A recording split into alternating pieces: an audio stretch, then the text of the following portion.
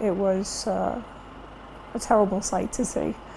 He was all full of the white powder. 147 is his firehouse, which is what he loved. That's where his heart always was. Inside his helmet, he kept pictures of us.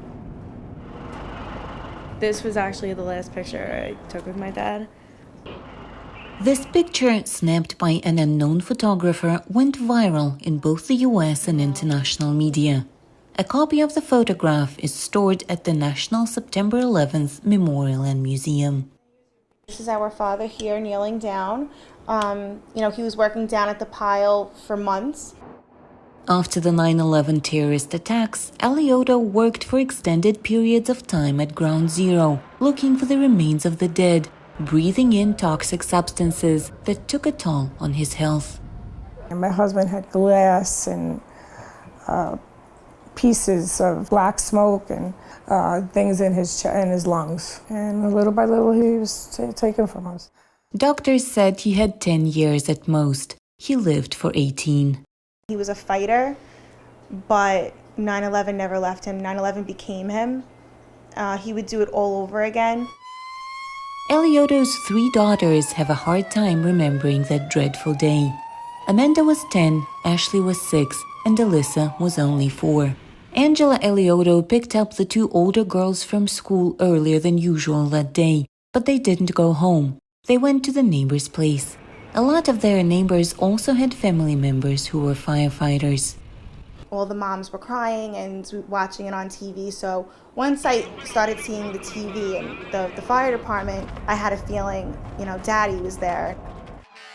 On the morning of 9/11, Thomas Alioto was heading home after a night shift. After he learned the first plane hit the tower, he turned around and went straight to what had been the World Trade Center.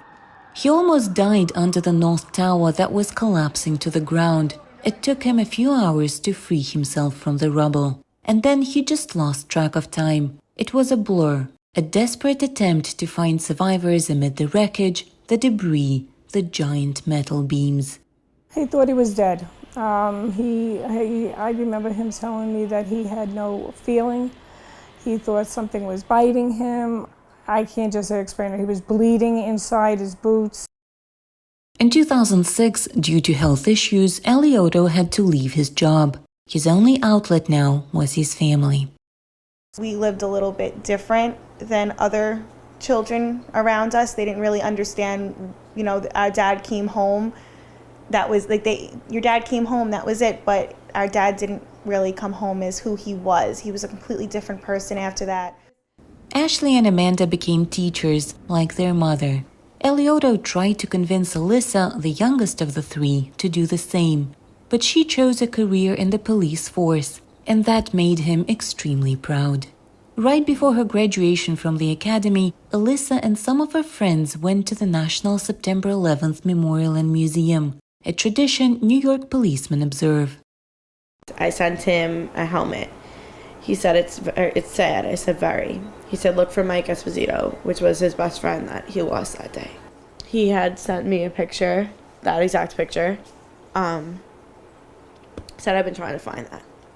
He said, can we spend some time together tonight? I said, yes. And that was December 17th, 2019 at 2 p.m. And that was the last time I spoke to him, because later that night, lost this battle.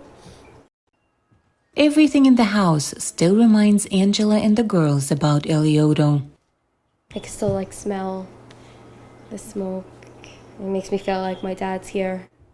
It's the second 9/11 anniversary in the house that Alioto is not present at. A metal cross he found at Ground Zero, awards, his helmets. Alioto's daughters cherish everything that reminds them of their father. Alyssa's graduation picture has his face photoshopped on it. He died 6 days before the event, but in the picture they are together. You can even hear his voice, a little recorder hidden in stuffed toys that still says the words his family heard so many times.